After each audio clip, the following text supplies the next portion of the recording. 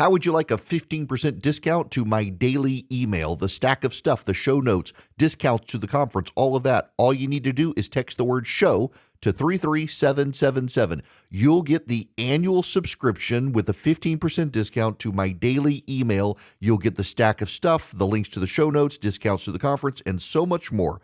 All you have to do is text the word show, SHOW, to 33777.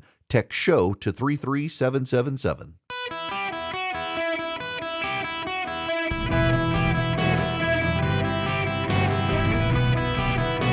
Welcome to the Eric Erickson Show podcast, Hour 3. Welcome. It is Eric Erickson here. There's some breaking news I got to tell you about.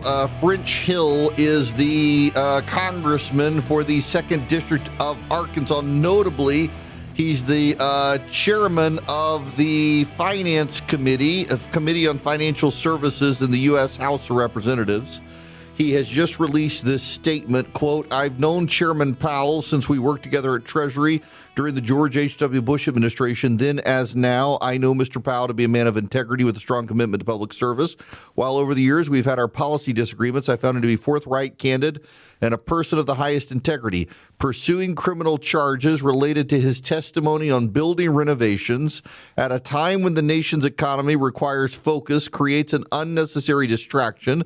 The Federal Reserve is led by strong, capable individuals appointed by President Trump, and this action could undermine this and future administrations' ability to make sound monetary policy decisions.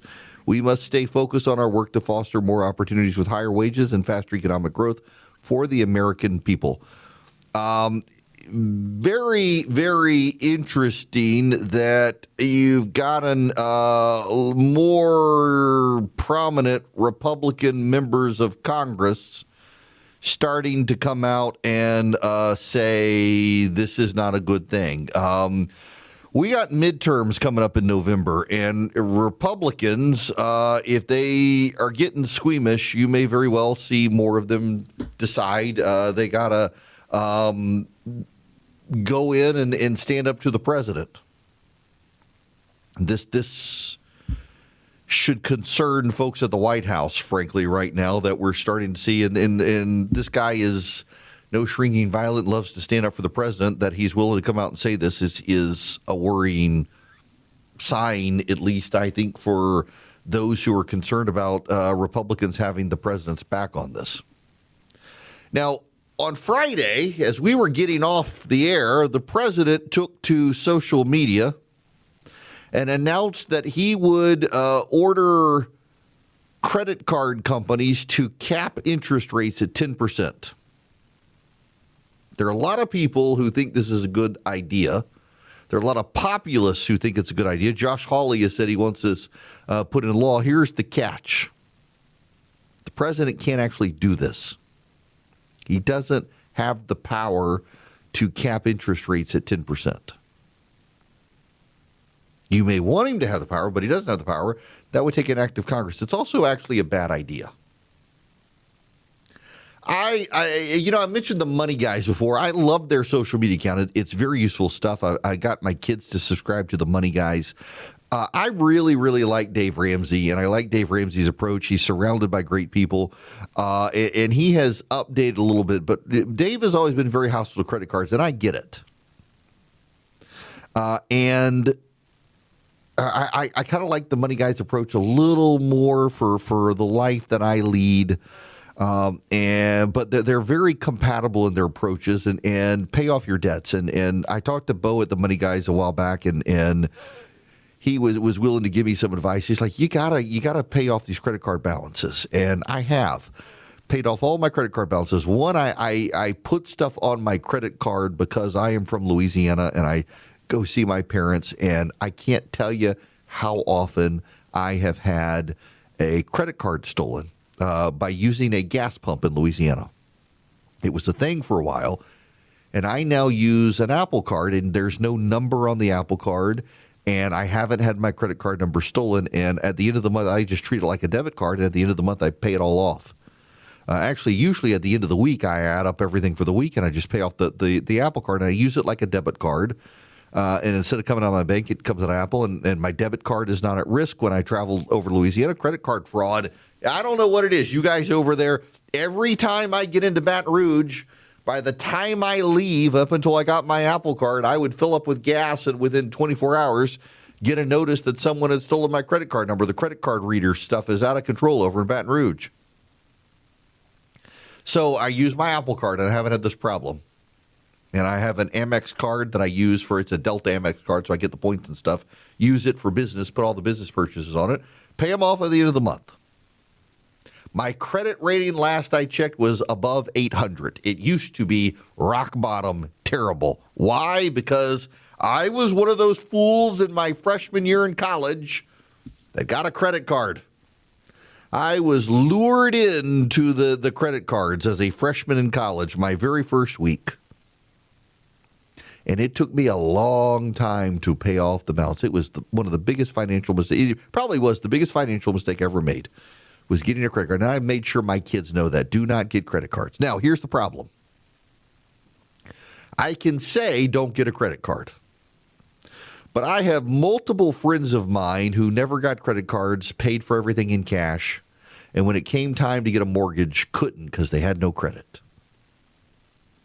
And there are now cards you can get where they're tied to your bank account, so you can never go over the limit and never get into debt, but the timeliness of your payments can help build on these credit cards to develop your credit.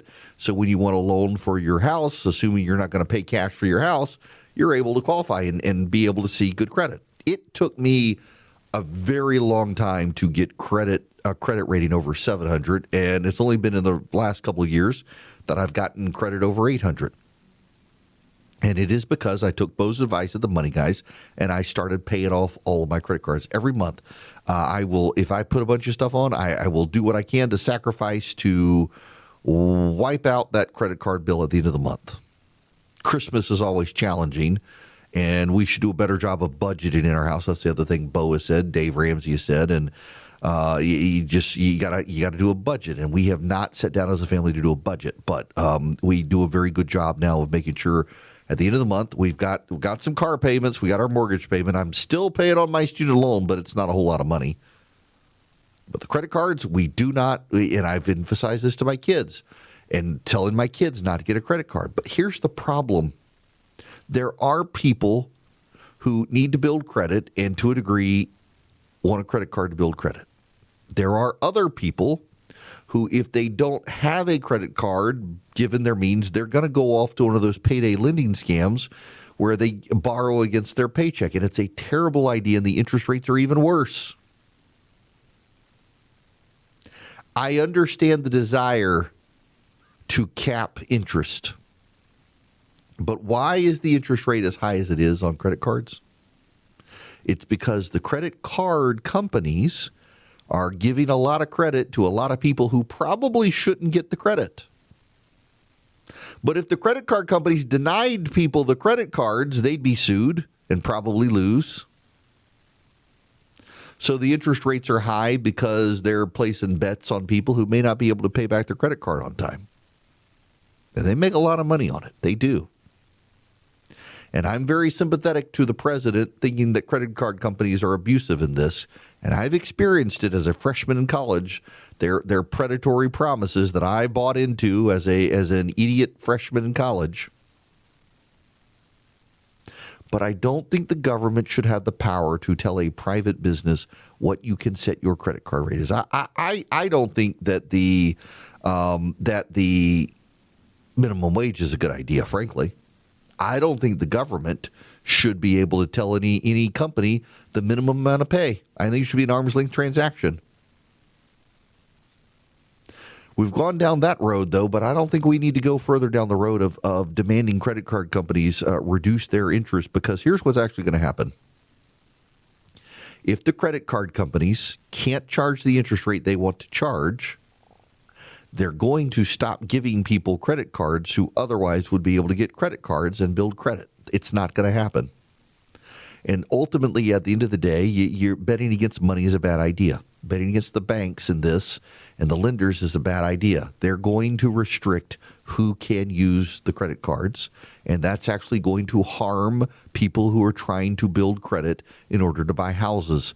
You're actually going to have a cascading effect if you do this, where it's going to impact the housing market and everything else. It's not a wise idea. And again, I understand the impetus. I think the president's heart is in the right place. But this is actually a policy that Bernie Sanders and Elizabeth Warren wanted. And that kind of blows my mind that from this administration, we're getting these far left economic policies. And it is, by the way, it is a hallmark policy of the Democratic Socialists of America to pass federal law to restrict credit card interest rates. Yes, the Democratic Socialists of America, not the Democratic Party, the DSA, it's one of their party platform planks, is federal restrictions on interest rates on credit cards. It blows my mind that that's where we are. There are certainly predatory problems out there. Let's be clear here. There's predatory lending. We should be cracking down on the predatory lending. I think if you're in a situation where you are going to payday lenders, you are making bad financial decisions generally, and you should not go to payday lenders. You should not go to payday lenders. If you are, you've made some bad decisions, and you need to cut it out. I also understand people get in holes. I got in a hole financially. I get that, and I'm real sympathetic to it. And we need to help people provide ways out of their holes. And, it's like the student loan issue with bankruptcy. We should not make it so you can't discharge your student loans in bankruptcy. Colleges have no incentive to help you out and keep rates low now because they know you're going to be stuck for the rest of your life with that payment. It's a bad idea. There are ways we can operate. There are ways we should operate. And there are ways we are not operating. But this is not the good idea. It sounds like a good idea. It's a populist idea. It sounds very popular. And people listen to it and think, oh, this is a great idea. They don't think about the downstream effects of what will happen. And it will deny a lot of people the opportunity to build a credit rating to be able to buy a home if you do this. So I hope Congress won't go down this road. I do also got to say, as a side note, it's kind of wild that the president gets on social media and just announces these things. And they're things he doesn't actually have the power to do. Has anyone at the White House told him, sir, you don't actually have the power to do this? Or does he just think by tweet it can get done? It's not a healthy sign that the president spends so much time online mouthing off about the things he demands that he can't actually do as president. Greetings. Welcome. It is Eric Erickson here. The phone number 877-973-7425. I wanted to sneak out a little early because I wanted to get to Joe's phone call here because thought he would be able to add some great value to this conversation, in large part because I saw how long he talked to the call screener. Must be a good call to talk to Charlie that long and put up with him. Joe, welcome to the show. How are you? I'm doing great, Eric. Thanks for having me on. This actually I'm 3 for 3 calling you and got through on the first try after 30 years not getting through to Rush, and you already told me why and all of that. And the last time I was on with you, I was giving you tips of going to Portillo's in Chicago when you went there. And before I get into Iran, I got to tell you, they finally opened a Portillo's in Kennesaw. I heard. I need to go. You got to check it out. And no one's surprised I talked to him that long because I talked the wrong numbers for 40 minutes sometimes. But anyway, I wanted to just talk about Iran because everything that you said is totally spot on and more. My girlfriend grew up in Iran, and she's been here for 30 years now, but her dad actually used to be a driver for the CIA at one point, during the Shah time. And not only had they done everything that you've mentioned, but they've also shut the power off so that they can't charge their cell phones and light them up at night or charge up whatever they need to do Starlink and things like that. So she hasn't been able to even get in touch with her family, for several days now. So it's crazy what's going on over there. And the thing that also was shocking for me before meeting her is, we grew up here thinking that everybody in Iran hates our guts because all we see are people burning flags and things like that. And she has told me that she thinks 75 to 80% of the Iranian people are not only pro-USA and pro-Trump, but also pro-Israel. And that even though satellite dishes are illegal in Iran, everybody has them. And the day that they tear them down, 2 days later, the people have them back up. And they've kind of given up on it. But that almost nightly, Netanyahu broadcasts into Iran, reassuring the Iranian people and letting them know that he considers them brothers and sisters, and that their regime is evil, but they're good people, and it's really a different dynamic than anything we ever thought about when I was growing up. Yeah, so I'm glad you say that, Joe, as someone directly familiar with the situation, because the Iranian people they live under a tyranny, and most of them actually are very pro-West. You've got a lot of exiles around the world of the Iranian diaspora that want to go home and they can't because of the tyranny. And a lot of them are related to Jews. They have a lot of Jewish family members. And that's sort of the subplot of the TV show Tehran that is on Apple TV, of these a Mossad agent who goes into Iran and gets trapped there and has family in Iran, because there was a large Jewish population that historically comes from the Babylonian exile, from the fall of the Northern Kingdom and the Southern Kingdom. And you've got the prophet Daniel's tomb is in Iran. Now, I got an email as well from listener Andrea. Let me just read you this. Longtime daily listener here, refugee from Atlanta to Virginia, occasional emailer. I am a Baha'i since 1987 and have literally hundreds of Persian Baha'i friends that live in the U.S., mainly in North Fulton County. That's in Georgia, where families escaped the Iranian regime in 1979. I know the world's beginning to understand the oppression the Iranian people have lived under for 50 years, but the level of oppression the Baha'i and other religious minorities have experienced is a whole other level. Baha'is are the largest minority behind Sunni Muslims, not far behind the Christians, Zoroastrians, and even Jews, not to mention Kurds, and anyone the regime does not like. The harrowing stories of families watching their loved ones get beheaded in front of them, trekking through mountain ranges to friendly countries, leaving loved ones to not be allowed to gather to worship, attend schools, or even work, often imprisoned or executed and disappeared. I follow many legit Iranian reporters on X, and they're requesting the media be informed. The death toll is closer to 5,000, that nearly 1.5 million are estimated to be marching in the streets. The regime is now going door to door to collect Starlink hardware from the few people able to access that, which is even being throttled by the regime. Dozens of mosques have been burned to the ground, national banks, government buildings. There are reports of several local regime officials being beaten to death. The regime is going to hospitals to track down the injured, is sentencing them to death. They're going to the funerals of the dead, capturing the people there. It is hell on earth for them, and now the regime is flooding social media with old photos from Soleimani's funeral, stating that there are now massive showings of support for the regime. These reporters fear that the Western media would help spread rumors, and there is possibly a large faction of people who want the regime. There isn't. Just want to keep you informed. There is not a large faction supporting the Iranian regime. And the United States could get involved here and help push this regime over. And I hope that the president will engage on this. Hello there. Welcome. It is Eric Erickson here. The phone number 877-973-7425. So I have now seen 3 kind of incredible clips, and I wish I could show them to you. These 3 clips involve so much profanity that if I were to show you the clips or play the clips for you, it'd just be beep, beep, beep, beep, beep, Iran, beep, beep, beep, Minnesota, beep, beep. It is Iranian protesters being confronted by some awfuls, affluent white female urban liberals. And the awfuls, the good white women of America, are yelling at the Iranian protesters that don't they know the real authoritarian threat is Donald Trump.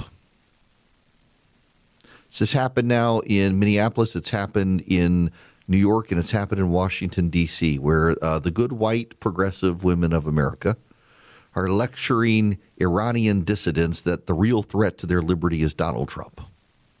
It just blows my mind. You may think what ICE is doing is bad, but you know what? You can, unless you get in your car and try to block them and then hit the police officer, without harm, you can stand up and denounce ICE.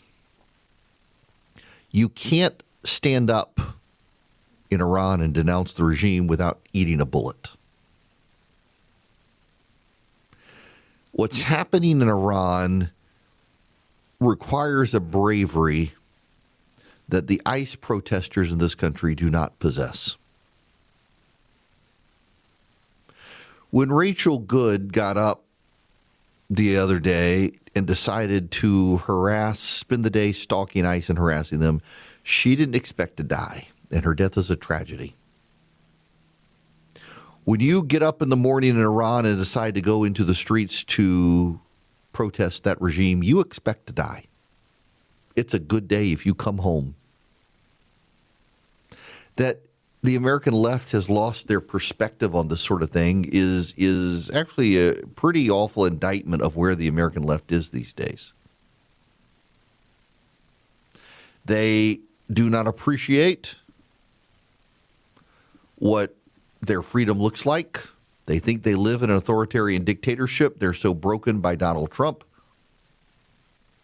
And it is necessary that they be reminded that the problems that ail them and the things that they protest are minor in comparison to much of the world. The fact that they can stand on stage at the Golden Globes and denounce Donald Trump is proof of how free they are. The fact that you can go stand in the streets and protest Donald Trump or ICE in this country is proof of how free you are. You may not like what they're doing. You may disagree with the policies. You may wish they were not as aggressive. You may wish they did not exist. But you can protest. And you can vote for leaders who have diametrically opposed positions. And you can make policy change in the country through your vote. You can't do that in Iran. And it is offensive to me, the number of people who insist we're in some sort of dictatorship in this country. Does Donald Trump push people's buttons? Yeah, he does so intentionally. I think part of what Donald Trump does is he wants to provoke people. He wants to push them to the breaking point because he's gambling on if he pushes them to the breaking point and they act out, it makes him look normal or his supporters look normal in comparison to the deranged antics of the left. I really do think that this democratic shift towards denouncing anti-Semitism and calling for calm, as they've been doing today, by the way, waiting for investigation. Here's Mark Warner, by the way, another clip from Warner on CNBC. Listen to the reasonableness of Mark Warner. I got a different question. There has been a Rorschach test pretty much over the weekend about what took place in Minneapolis and with this ICE agent. Some people watched a shooting and said this was murder. Other people said this was self-defense. But even a larger conversation, here we are having a conversation about lawfare in the context of Jay Powell. I think a lot of people are looking at a question about lawfare in the context of something much broader vis-a-vis ICE and everything else. And what you think this actually means. Listen, I'm old-fashioned. When an American citizen's killed by a law enforcement officer, I think there ought to be a full federal and state investigation. You think there should be a state investigation? I think the state has got a role to play here. I think there was an investigation, and I think we ought to not jump to conclusions until the investigation is over. I will tell you this. What did you see? I will tell you this. I saw a horrifying video, but I'm not going to jump to a conclusion until we have an investigation. I'll tell you this. In Virginia, they've got a quota on how many people they've got to pick up each week.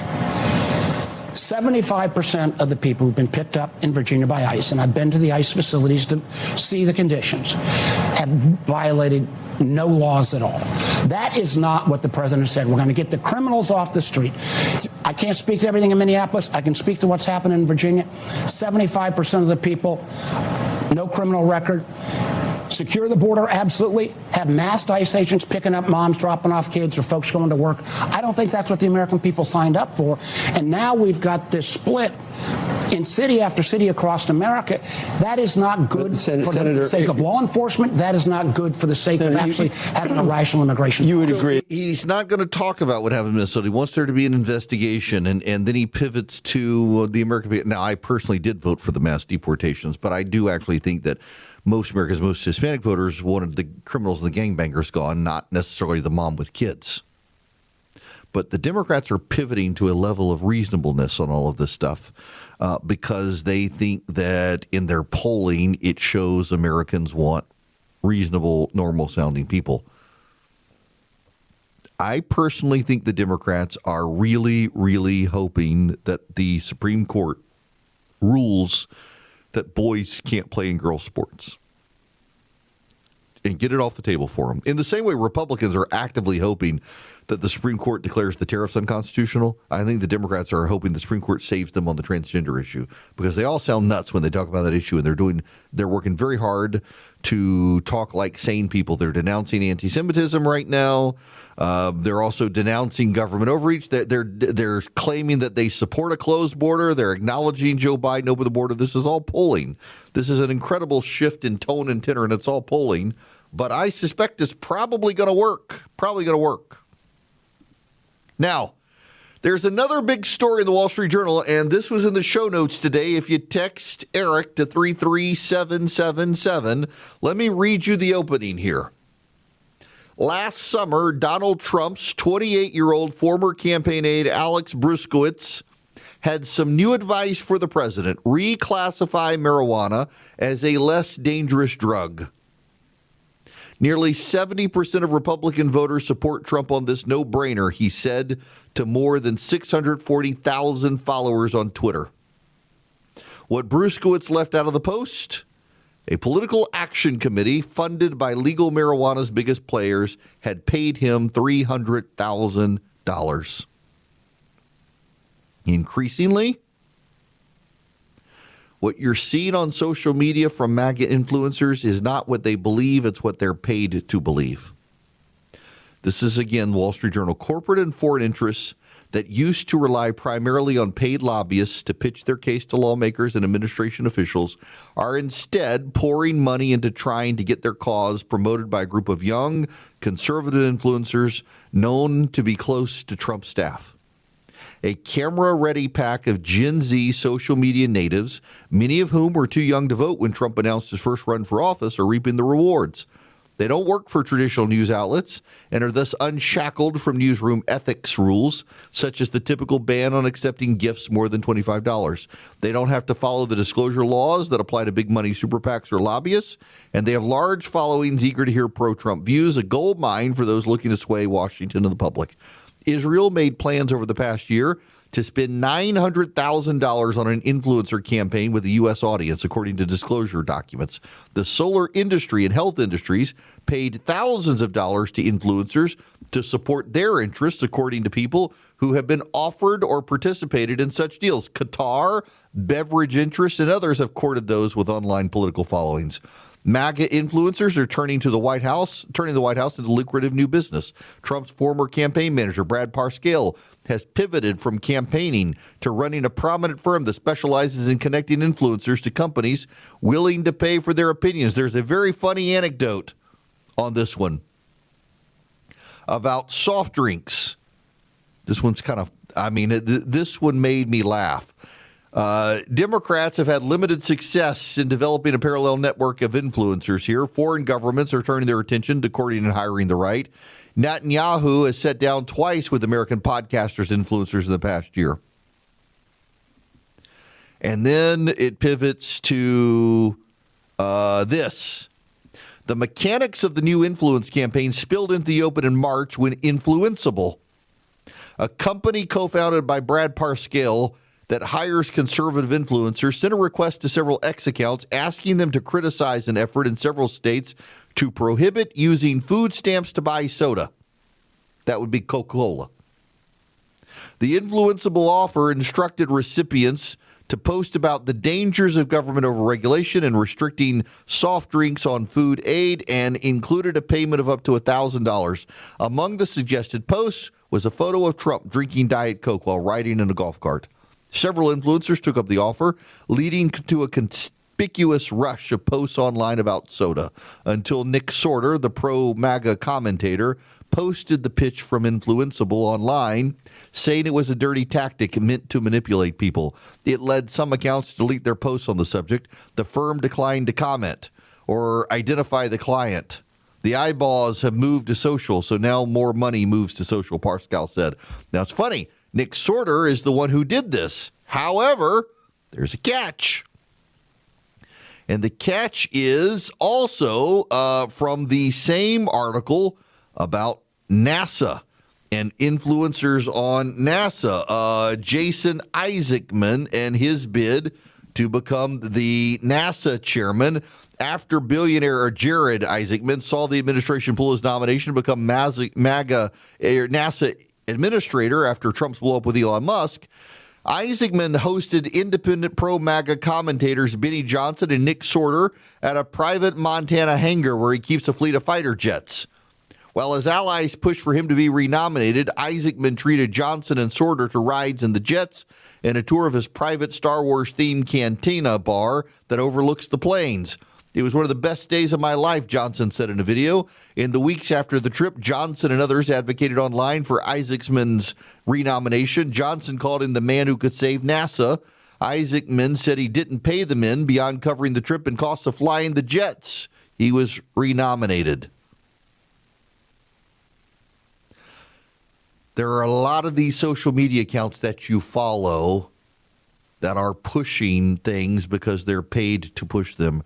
Rogan O'Hanley got paid $59,000, according to filings on the legalized marijuana ballot initiative. O'Hanley, who posts to more than 10 million followers across platforms under the name DC Drano, posted on August 8th, 2024, in favor of Trump reclassifying marijuana. A legalization policy was one of several that would win him young voters in record numbers, O'Hanley wrote on Twitter. On August 26th, the pro-marijuana initiative sent him an additional $105,000. Many of these don't get disclosed by the people on social media.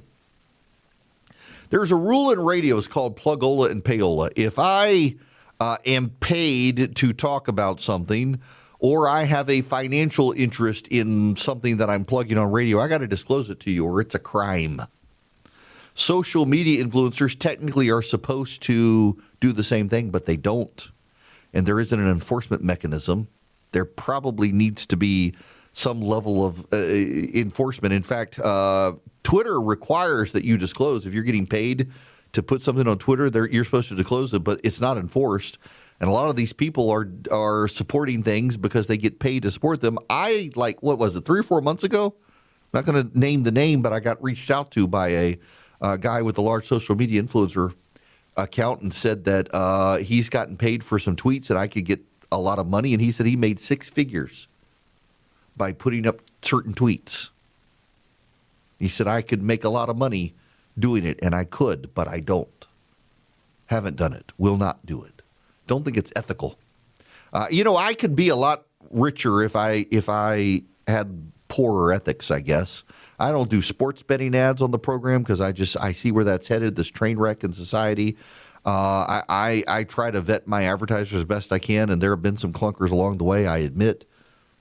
But this vast array of money that people are making on social media to influence the administration and influence you, a lot of you think these people believe what they're saying, and they're actually getting paid 6 figures on this stuff. There's a deep, unethical sewer on social media you should at least be aware of. And it's also, by the way, a lot of money from Qatar is flowing in, fueling the anti-Semitism, not just the praise for Qatar. Qataris are funding the anti-Semitism on social media, more likely than not, according to a lot of disclosures out there based on who's tweeting and get the money. I think it probably is that Qatar is funding a lot of this stuff. How Howdy, welcome. It's Eric Erickson here across the United States. I am just fascinated by this Brooks Koepka news returning to the PGA Tour. That's just going to make things interesting, and as the further collapse. I tried to get into Live. It was, I don't know, it hard to find on TV and not all that interesting to me compared to the PGA Tour. I want to end here with where I somewhat started the show today. I'm now 15 years into talk radio in an industry where I am blessed to work for a company that believes in talk radio. So many major radio conglomerates out there. The ownership's not big fans of conservative talk radio, but it makes money for them, and I don't know that they necessarily program in the best ways, but we're here and still have a big influence on the conversation of millions of voices, millions of ears, millions of people. And I just appreciate all of you sticking around for as long as you have. And the newcomers here over time who have joined in on this, it just let me keep you company during the day. When I started out in radio, Rush Limbaugh got me into radio, told me he wouldn't talk to me ever again if I didn't accept the job to get into radio. We'd been friends for a number of years before I got on radio, and today would be his 75th birthday as I start my 15th year in radio. And Rush told me, your job is not to save the world, and that's what a lot of people who do radio badly think, is your job is to save the world, and it's not. You can save the world, but your job is to keep people company. And that's what I try to do here, which to some degree is I overshare my life. My wife struggled with cancers, the goings on in my family, my own doubts and problems in life, because you need to know you're not alone, and the guy on the radio is going through it too. And to build a relationship with you guys that even when we disagree, we are able to at least enjoy each other's company. And I think there's something to be said for being willing to agree to disagree sometimes, and not be captured by the audience or you captured by me. It's why we do the show notes every day, so you can read the stuff yourself and think for yourself instead of me thinking for you. But it has been a real blessing and a delight to be able to do this, to be here with you on a daily basis. I missed it while I was out for Christmas vacation, and I'm delighted to be back with you today. So here's to 30 more years of doing what I've done now for 15 years, and we'll continue to do tomorrow.